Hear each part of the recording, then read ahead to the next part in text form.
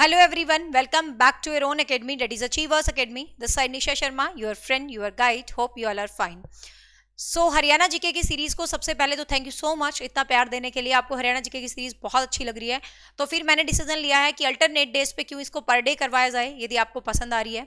और आज की जो क्लास है वो हरियाणा जीके में एक बहुत ज्यादा इंपॉर्टेंट टॉपिक है। कोई भी एग्जाम है मैं कंफर्म बोलती हूँ कि यहाँ से क्वेश्चन जरूर आएगा। तो आज हम पढ़ने वाले हैं हरियाणा की नदियाँ, और आज की क्लास के लिए मैंने बहुत सारी मेहनत की है। उम्मीद है बस आपको क्लास पसंद आ जाए और मेरी मेहनत वसूल हो जाए। चलो करते हैं स्टार्ट। तो हरियाणा की नदियां, तो सबसे पहले बात यही आता है नदियां क्या होती है, मुझे बताने की जरूरत नहीं, शायद बच्चे बच्चे को पता है नदियां क्या होती हैं। विश्व की लंबी नदी नील नदी, बड़ी नदी अमेजन नदी, बचपन से रटते आए हैं। भारत की लंबी नदी गंगा नदी, बड़ी नदी ब्रह्मपुत्र नदी। ठीक है, तो हरियाणा पे आ जाते हैं भाई। हरियाणा की बड़ी नदी छोटी नदी सारे फैक्ट्स पढ़ेंगे और देखते हैं। तो सबसे पहले बात आता है कि हरियाणा की नदियां, हरियाणा की नदियों का जिक्र आपको कहाँ मिलता है। ठीक है, हरियाणा की नदियां या हरियाणा की नदियों का जिक्र आपको कहाँ मिलता है।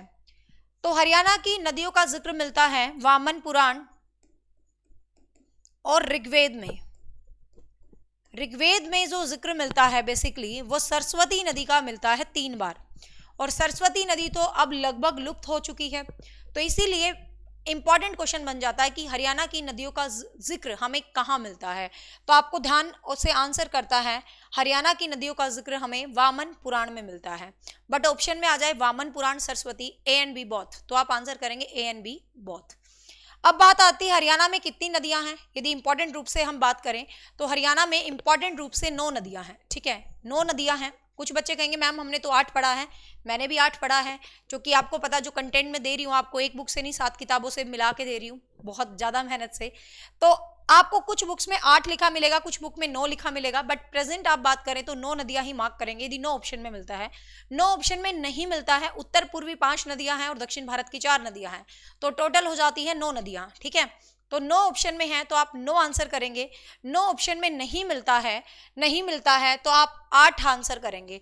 अब कोई बच्चा कहेगा मैम दोनों मिलते हैं, तो सीधी बात है common sense is not so common in common people, तो नो ही करोगे, है ना, क्लियर। तो अब जो हरियाणा की नदियां यदि हम बात कर लेते हैं तो बहती हैं भाई, उत्तर पूर्वी अपवाह तंत्र है और दक्षिण भारत की हैं। तो अब मैप वेब पे मत जाना, हमेशा what I want to convey you, just believe on my content, कि एग्जाम में एक भी क्वेश्चन बाहर नहीं जाएगा। जैसे मैं हर सब्जेक्ट में बोलती हूँ जो मैं पढ़ाऊंगी तो एग्जाम का 1 नंबर पक्का पढ़ाऊंगी, नहीं तो मैं नहीं पढ़ाऊंगी। ठीक है, तो यहाँ मेरी मैप की शक्ल पे कोई हंसा तो वो पिटा। ठीक है, अब सीधी सी बात है, मैं एक जनरल सा बना रही हूँ बिल्कुल ओवरव्यू आपको समझाने के लिए, बाकी कुछ नहीं।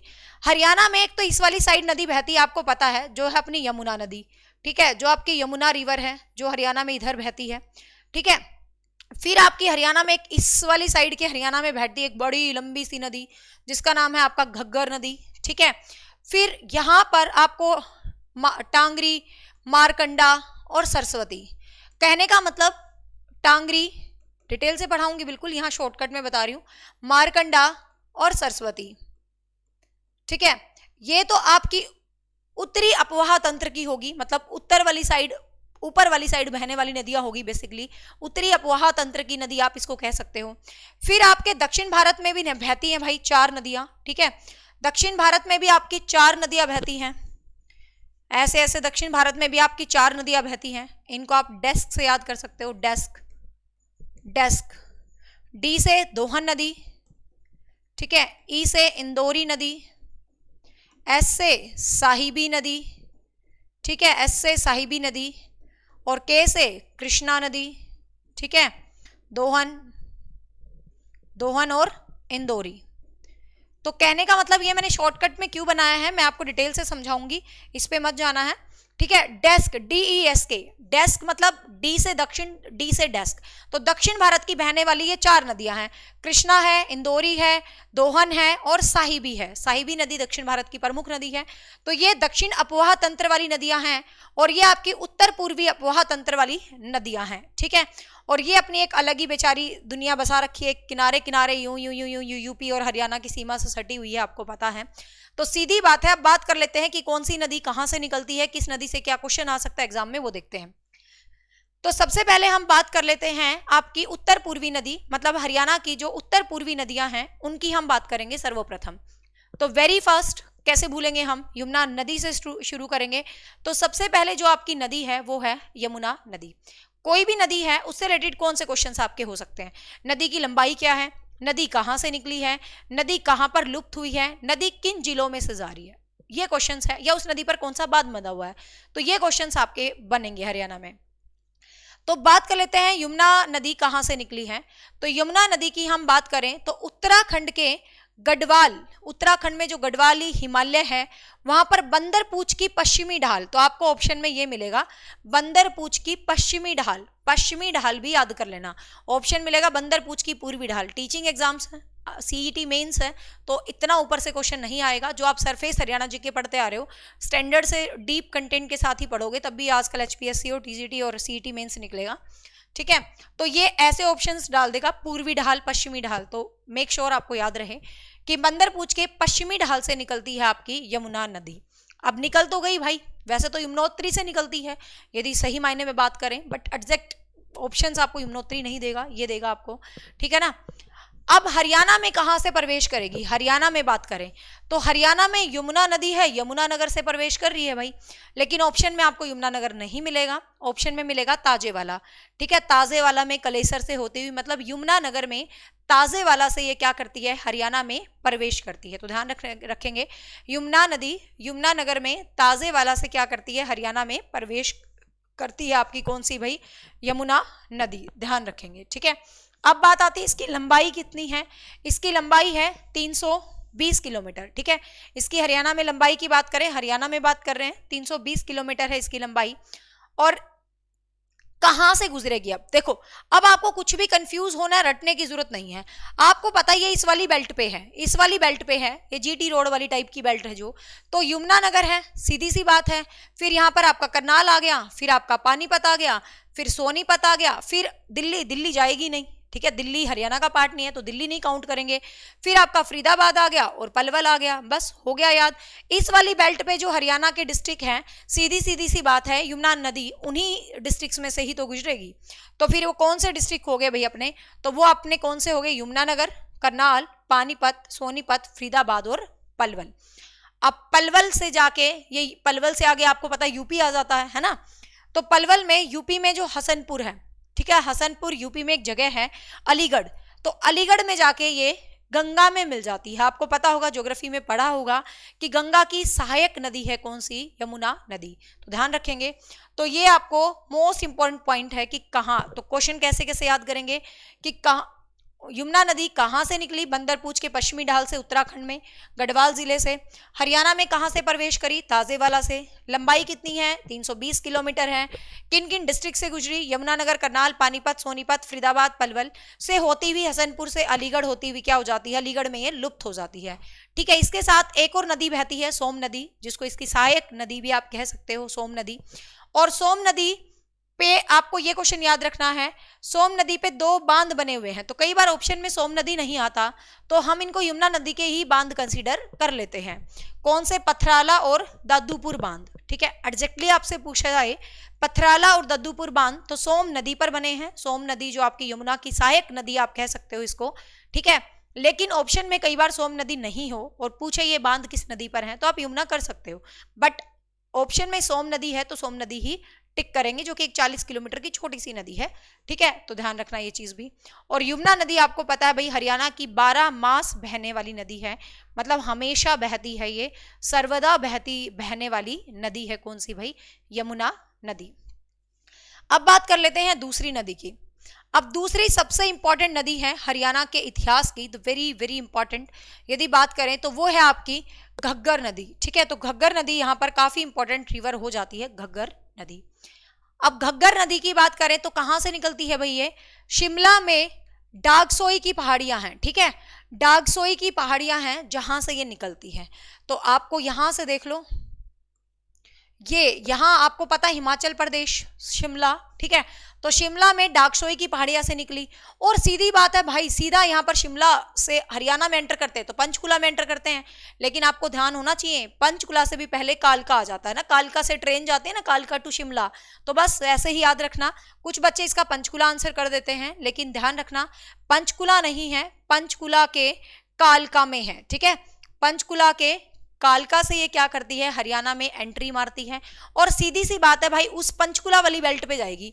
तो पंचकुला वाली बेल्ट पे जाएगी तो ये जो है अपने क्लियर इधर वाले क्लियर करेगी, मतलब पंचकुला आ गया, फिर अंबाला आ गया, फिर कैथल आ गया, फतेहाबाद जब भी आएगा दोस्त दोनों आएंगे, फतेहाबाद और सिरसा तो मैंने आपको कई बार समझा दिया साथ ही आते हैं, ठीक है। तो किन डिस्ट्रिक्ट्स में से गई भाई ये हरियाणा में, पंचकुला से गई, अंबाला से गई, कैथल से गई, फतेहाबाद से गई और सिरसा से गई।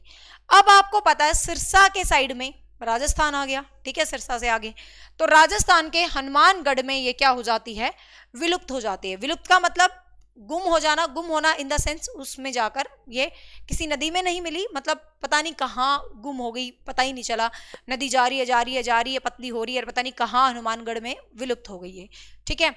तो ध्यान रखना कहाँ विलुप्त हुई है, हनुमानगढ़ में। कहाँ से निकली, शिमला के डाकसोई से, मतलब हिमाचल प्रदेश से कहोगे आप इसका उद्गम स्थान, ठीक है ना। तो हिमाचल प्रदेश कहेंगे हम इसका उद्गम स्थान, इन जिलों में से गुजरी है, यहाँ पर जाकर लुप्त हो गई है। 250 किलोमीटर की ये नदी है, मतलब 250 किलोमीटर इसका हरियाणा में, मतलब इसकी लेंथ है, इसकी लंबाई है, ठीक है। ये बरसाती है, मतलब मौसमी नदी आप इसको कह सकते हो, सीजनल रिवर है, ये कभी कभी बहती है। बारिशों के दिन में देखना घग्गर उफान पर होती है, खबरों में आती है घग्गर उफान पर है। पंचकुला में मैंने देखा है ऐसे ही लाल लाल सी हुई रहती है, थोड़ी पीली पीली लाल लाल, बड़ी मिट्टी से भरी हुई है, तो मतलब क्लीन नहीं है वाटर इसका ज़्यादा, ठीक है। तो ये इस तरीके से जो है आपके मतलब उत्तर पश्चिम जो सीमा है आपको पता है ये हरियाणा की, इस सीमा पर जो है ये बेसिकली बहती रहती है, ठीक है। इस सीमा पर ये बेसिकली बहती रहती है। पाकिस्तान में इस नदी को हाकरा नदी कहते हैं, एक नया फैक्ट है याद करना, पाकिस्तान में इस नदी को हाकरा नदी कहते हैं। और जो ये सिरसा है ना, सिरसा में इस नदी के ऊपर एक बांध बना रखा है, आपको पता नदियों पर ही बांध बनते हैं, तो सिरसा में इस नदी पर एक बांध बना रखा है जिस बांध का नाम है O2 बांध। तो ध्यान रखेंगे O2 बांध किस नदी पर स्थापित है, तो जस्ट रिमेंबर O2 बांध घग्गर नदी पर स्थापित है, ठीक है। O2 बांध घग्गर नदी पर स्थापित है, ठीक है, तो ये भी आपको ध्यान रखना है। अब आ जाते हैं तीसरी इंपॉर्टेंट या घग्गर की सहायक नदी है, कौन सी भाई, मारकंडा नदी, ठीक है। घग्गर की सहायक नदी है कौन सी, मारकंडा नदी जो है घग्गर की क्या है, सहायक नदी है। अब ये कहाँ से निकलेगी भाई, ये निकलती है हिमाचल प्रदेश के नाहन, ठीक है, नाहन डिस्ट्रिक्ट से, मतलब नाहन जगह है जहां से ये रिवर निकलती है, शिवालिक की पहाड़ियों से निकलती है। तो आपको ऑप्शन में क्या मिलेगा कि ये आपकी मारकंडा नदी कहाँ से निकलती है, शिवालिक की पहाड़ियों से निकलती है, नाहन से निकलती है, या धरतीपुर पर्वत में से निकलती है। देखो सारे ऑप्शन होते हैं, जैसे मैं कहूँ हम भारत के हरियाणा के पानीपत में रहते हैं तो वही चीज़ आ जाती है कि ये भी डिफरेंट एरिया बना रही है। तो आपको ध्यान रखने, पूछे किस पर्वत से निकलती है तो धरतीपुर पर्वत से निकलती है। कहाँ से निकलती है, शिवालिक की पहाड़ियों से निकलती है। लेकिन ऑप्शन में नाहन हो तो सबसे पहली प्रायोरिटी आप नाहन जिले को देके जाओगे कि नाहन से निकलती है कौन सी भाई, मारकंडा नदी। अब ये कोई ज्यादा नहीं है, ये कोई ज्यादा नहीं है, हमने ठीक है, ये कोई ज्यादा नहीं है, बस ये अंबाला, कुरुक्षेत्र और कैथल, तो ज्यादा नहीं है, अंबाला, कुरुक्षेत्र और कैथल, ठीक है। तो अंबाला, कुरुक्षेत्र और कैथल, ये अंबाला से हरियाणा में प्रवेश करती है। हर नदी का याद रखना है हरियाणा में प्रवेश कहाँ से करती है, ठीक है। जैसे घग्गर ने कालका से किया, यमुना ने ताजेवाला से किया, उसी तरीके से मारकंडा ने हरियाणा में प्रवेश किया अंबाला से, ठीक है। अंबाला से हरियाणा में एंट्री होगी, कुरुक्षेत्र में गई, एक झील के साथ मिक्स मैच हुआ थोड़ा सा, सनीशा झील है कुरुक्षेत्र में जिसके साथ ये नदी मिली है, और फिर ये कैथल में आके घग्गर में मिल जाती है और कहानी खत्म। सहायक नदी होगी, मतलब घग्गर को हेल्प करी और अपना पानी घग्गर को दिया और चल मेरे भाई एक ही नदी होगी ये बाद में जाके, ठीक है। तो यहाँ पर क्या है आपको ध्यान रखना है। और इस नदी का प्राचीन नाम है अरुणा नदी, ये भी ध्यान रखेंगे, क्वेश्चन आया था अरुणा नदी किस नदी का प्राचीन नाम है, तो मेक श्योर आपको याद रहे अरुणा नदी किसका प्राचीन नाम है, किसका प्राचीन नाम है भाई, मारकंडा नदी का। हरियाणा में ये 90 किलोमीटर लंबी है, क्लियर। हुई भाई मारकंडा नदी। नेक्स्ट यदि हम बात कर लेते हैं सरस्वती नदी। अब देखो सरस्वती नदी की फिलहाल बात करें तो सरस्वती नदी लुप्त हो चुकी है, मतलब सरस्वती नदी इतनी ज्यादा नहीं है हरियाणा जीके में की, लेकिन आपने पीछे खबरें सुनी होगी सरस्वती नदी के अवशेष मिले हैं, सरस्वती नदी के लिए बोर्ड बना दिया है, तो कहीं ना कहीं क्वेश्चन आ सकता है। ठीक है, तो सरस्वती नदी हिमाचल प्रदेश के सिरमौर जिले से, सरस्वती माता तो हमारे सिर पर होती है, मतलब सिर से कहते हैं ना, सिर झुका के हम सरस्वती माता को प्रणाम करते हैं, तो सिरमौर जिले में है भाई, आपकी सिरमौर जिले से निकलती है आपकी सरस्वती नदी और प्रवेश करती है हरियाणा में यमुनानगर। इसके साक्ष्य कहीं ज्यादा नहीं मिले हैं, सिर्फ यमुनानगर में ही सुना है इसके साक्ष्य मिले हैं, लेकिन बहुत पहले ये बहती थी। ठीक है, तो कहते हैं भाई यमुनानगर में प्रवेश करती है, कुरुक्षेत्र वगैरह में, पैथल में जाती है, पंजाब पंजुब में जाके, पंजाब वगैरह में जाकर घग्गर में विलुप्त हो गई है, मतलब ऐसा कहते हैं। अब यमुनानगर की लंबाई, इसकी सरस्वती नदी की लंबाई की बात करते हैं तो किसी को भी नहीं पता, क्योंकि इसके रियल फैक्ट नहीं मिले हैं। सरस्वती नदी तो वेदों के टाइम थी, ऋग्वेद में 3 बार जिक्र हुआ है सरस्वती नदी का, तो ये तो वेदों के टाइम से नदी थी, ये तो विलुप्त है, इसके तो कुछ थोड़े साक्ष्य मिले हैं, तो हम बता ही नहीं सकते कि इसकी लंबाई सही मायने में कितनी है। ठीक है, तो ये चीज भी आपको याद रखना है।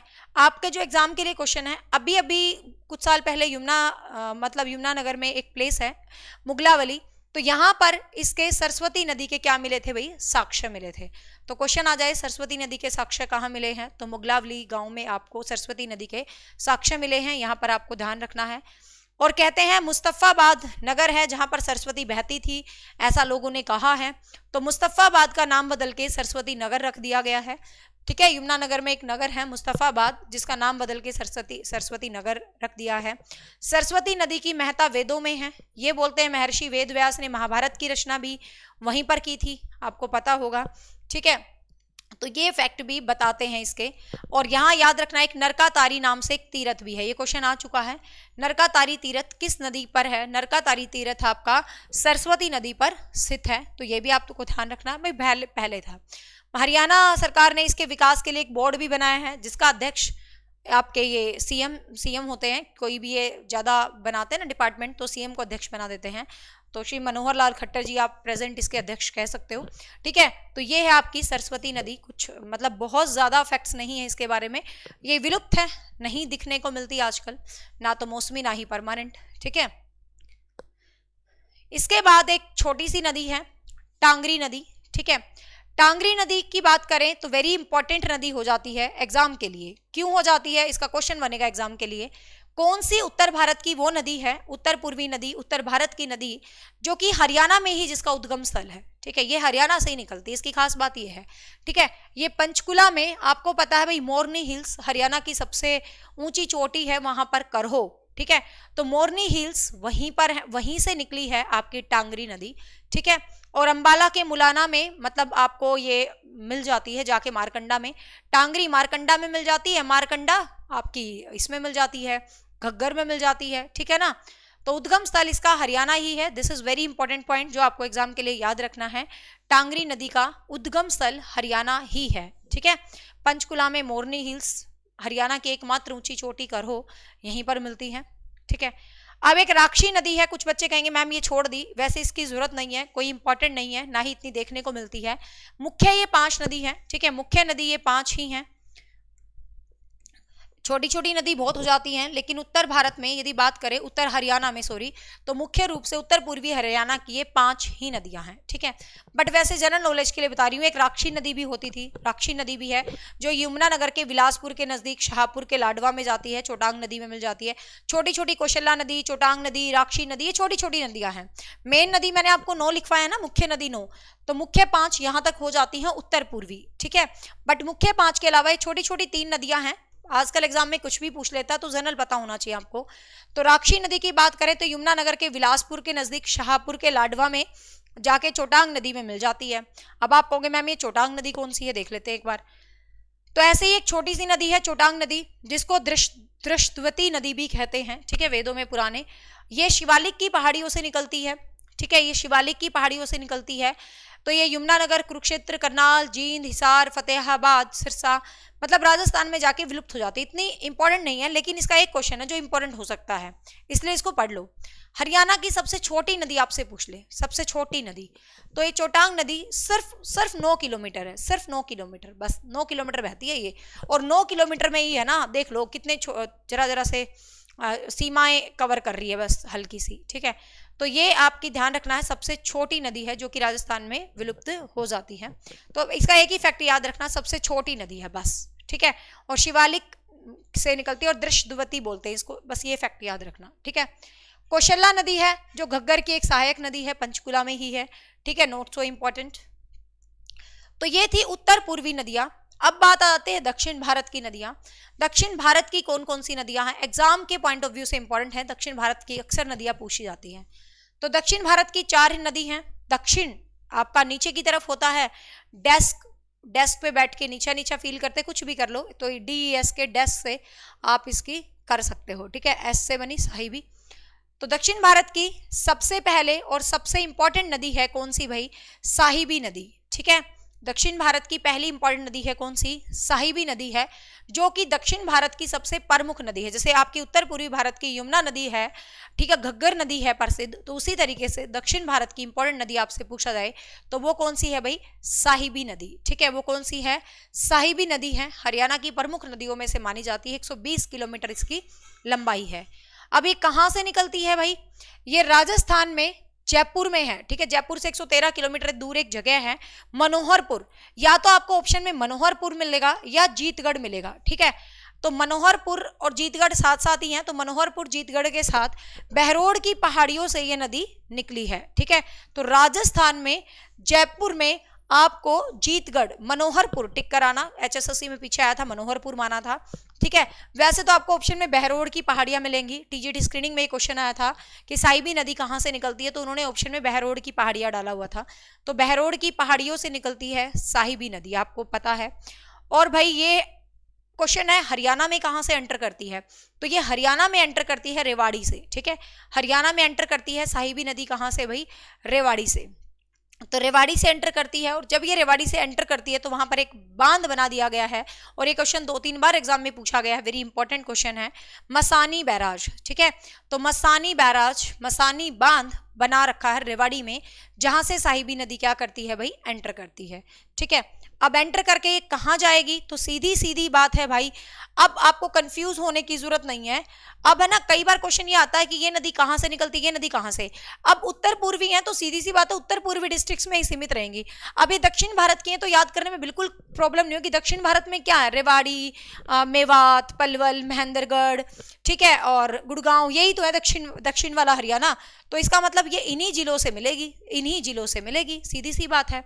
तो ये रेवाड़ी से निकल के आपके गुड़गांव में जाती है, ठीक है, और गुड़गांव में जाके एक लाहौरी जगह आती है जहां से झज्जर में चली जाती है, फिर ये नजफगढ़ झील में मिल जाती है। तो दक्षिण भारत की नदियां अपवाह तंत्र बहुत ज्यादा नहीं बनाएंगे, क्योंकि दक्षिण भारत के डिस्ट्रिक्ट्स यही हैं लिमिटेड, तो इन्हीं में ही अपना क्या बनाएंगे, अपवाह तंत्र बनाएंगे। अपवाह तंत्र होता है बहने की, एक बहना मतलब, ठीक है। तो रेवाड़ी, गुरुग्राम, लाहौरी के निकट झज्जर, नजफगढ़ झील में ये क्या है, मिल जाती है, आपको ध्यान रखना। और यमुना की सहायक नदी बन जाती है, क्योंकि साहिबी नदी भी कहीं ना कहीं यमुना में जाके मिल जाती है, ठीक है, क्लियर। तो यहां पर आपको ध्यान रखना है साहिबी नदी के बारे में, दक्षिण भारत की महत्वपूर्ण नदी। इसके बाद आता है दोहन नदी।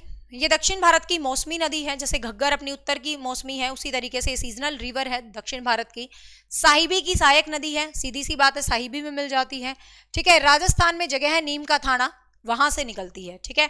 तो राजस्थान में नीम का थाना जगह से निकलती है। आपको नीम का थाना ऑप्शन में मिले तो ये टिक कर देना, अदरवाइज आप ऑप्शन में राजस्थान टिक कर दोगे। 50 किलोमीटर है ये, और कितने किलोमीटर है भाई, 50 किलोमीटर है। और बात कर लेते हैं हरियाणा में ढोसी की पहाड़ियां, जो ढोसी स्थान है वहां से आती है और महेंद्रगढ़ में ही लुप्त हो जाती है, मतलब छोटी सी है, सीधी सी बात है, ठीक है। तो दोहन नदी ढोसी में आके महेंद्रगढ़ में क्या हो जाती है भाई, लुप्त हो जाती है। कौन सी, महेंद्रगढ़ में दहीना नामक स्थान है, ज्यादा ग्रेट ऑप्शन खोल के ओपन कर रखा हो तो दहीना लिखा मिलेगा, नहीं तो महेंद्रगढ़ ही लिखा मिलेगा, महेंद्रगढ़ में ये लुप्त हो जाती है, ठीक है। दोहन नदी छोटी सी है, 50 किलोमीटर है, ढोसी स्थान से हरियाणा में एंटर करा, महेंद्रगढ़ में लुप्त हो गई, राजस्थान में नीम के थाना से इसने क्या किया भाई, एंटर किया। ठीक है, फिर दक्षिण भारत की नदी है इंदौरी नदी।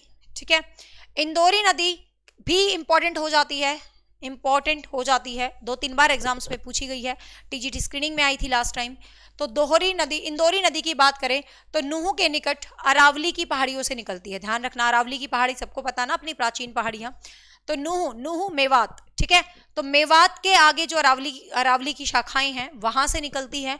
तो सीधी बात है, हरियाणा में कहां से एंट्री हुई, मेवात से ही एंट्री हुई। ठीक है ना, मेवात में ही निकली।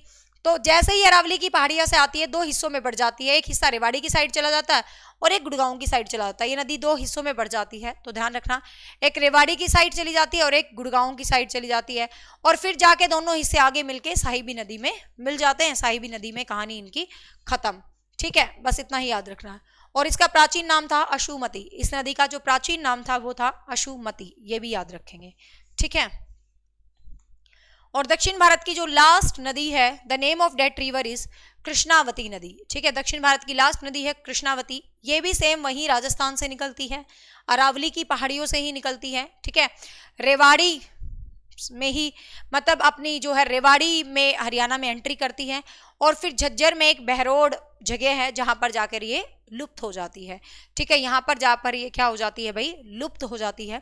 इस नदी को कसौती नदी भी कई किताबों में लिखा हुआ है, तो ध्यान रखना, इसको कसौती नदी भी कहते हैं।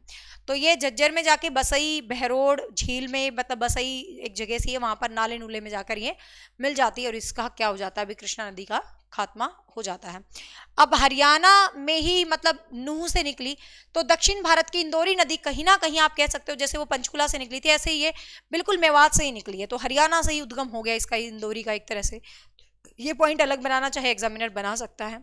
ठीक है, तो टोटल नदी कितनी हो गई भाई, 9। बेसिकली यमुना सबसे लंबी नदी है हरियाणा की, 350 किलोमीटर, गग्गर 250 किलोमीटर है, कौशल्या 20 किलोमीटर है, सोम नदी 40 किलोमीटर है, इंदौरी 50 किलोमीटर है, चोटांग सबसे छोटी है 9 किलोमीटर, कृष्णा नदी 30 किलोमीटर है, साहिबी नदी दक्षिण भारत की सबसे बड़ी नदी है, 20 किलोमीटर है।